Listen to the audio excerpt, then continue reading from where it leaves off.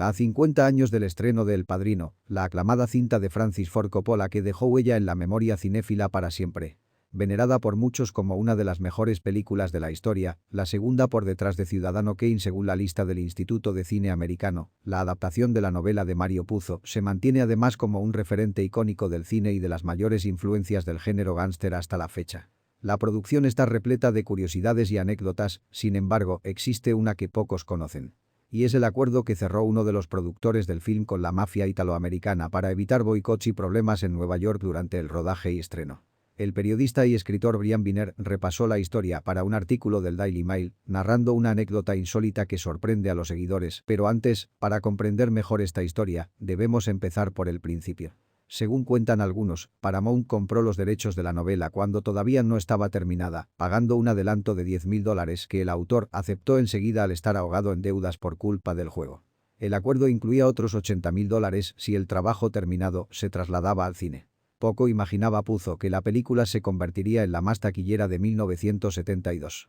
La película no tardó en ponerse en marcha y en 1970 Coppola se sumó al proyecto a regañadientes, aceptando la propuesta tras el fracaso financiero de su película THX 1138, 1971. Durante varios meses el director escribió una versión del guión y Puzo otra, llegando a un boceto final más largo de lo que había pedido Paramount en un principio. Y entonces la producción se puso manos a la obra después de cerrar un acuerdo con Marlon Brando que le obligaba a asegurar que no iba a producir ningún retraso, debido a su historial de figura problemática en el pasado, sumando luego a Al Pacino, James Caan, Robert Duvall y el resto del reparto. Y en el medio de todo esto se encontraba Albert S. Ruddy, cuya labor como productor era lograr que el producto llegara a buen puerto. Al mismo tiempo que la producción se estaba llevando a cabo, Nueva York contaba con un líder italoamericano que decía luchar por los derechos de su comunidad para desterrar estereotipos sobre la mafia y la cosa nostra en el cine y televisión. Ese no era otro que Joseph Colombo, irónicamente el jefe de una de las 5 familias que controlaban la mafia en la ciudad de Nueva York. Más allá de su posición en el crimen organizado, Colombo había creado en 1970 la Liga de Derechos Civiles de los Italoamericanos para protestar contra la persecución de los italianos y el estigma de los estereotipos mafiosos. Una ironía del destino que tiene más picardía cuando recordamos que cuando la prensa le preguntaba por la existencia de la mafia, él contestaba: ¿mafia? ¿Qué mafia? No hay mafia. ¿Soy cabeza de una familia? Sí, de mi esposa y mis 4 hijos y una hija. New York Times. Por eso, al conocer que la película estaba en marcha y que además se rodaría en su ciudad, se plantó contra Ruddy y Paramount, declarando la guerra contra cualquier intención de propagar la idea de la existencia de la mafia. Según publicó Mental Floss en 2017, Colombo había intimidado con provocar problemas con sindicatos, retrasos y otros obstáculos que podían complicar la inversión del estudio. Y sus amenazas no fueron en vano, al ser una de las figuras más importantes del crimen organizado por entonces, el productor no podía mirar hacia otro lado. Y entonces, para evitar cualquier problema, Ruddy llegó a un acuerdo con la mafia. Si bien Colombo nunca aceptó ser responsable, el productor comenzó a vivir experiencias perturbadoras, como un tiroteo contra los cristales de su coche, llamadas amenazantes en su oficina o ser perseguido por un coche.